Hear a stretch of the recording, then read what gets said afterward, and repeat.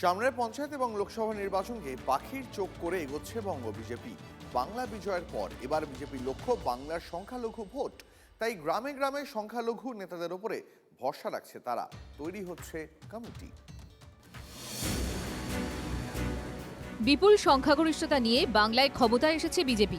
এবার বিজেপির টার্গেট আগামী লোকসভা উপনির্বাচন ও পঞ্চায়েত ভোট।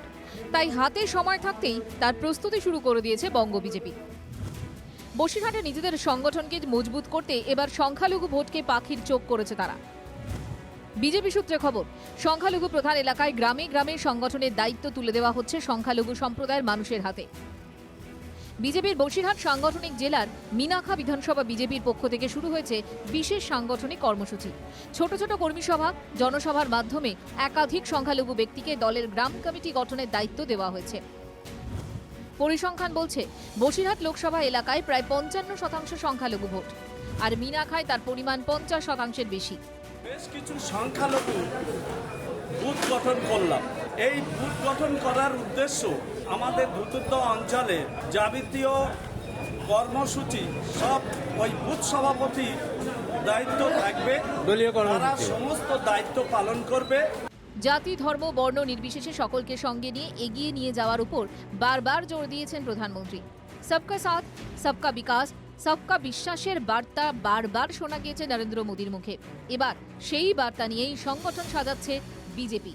পশ্চিমবাংলাকে সোনার বাংলা তৈরি করার জন্য তারা এগিয়ে আসবে। তাই সমস্ত মানুষের উন্নয়ন হবে এবং জাতি, ধর্ম, বর্ণ নির্বিশেষে মানুষের উন্নয়নটাই লক্ষ্য।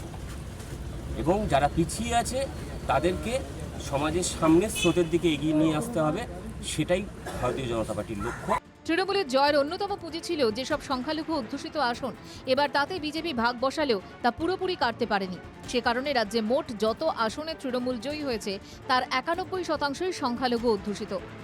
পরিসংখ্যান বলছে, 26-এর নির্বাচনে 146টি সংখ্যালঘু অধ্যুষিত আসন 67তে গিয়েছে বিজেপির দখলে।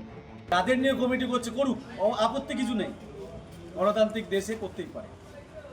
কিন্তু যে সমস্ত মানুষদের নিয়ে করছে তাদের পরিবারের লোক আপনাদেরকে ভোট দেবে।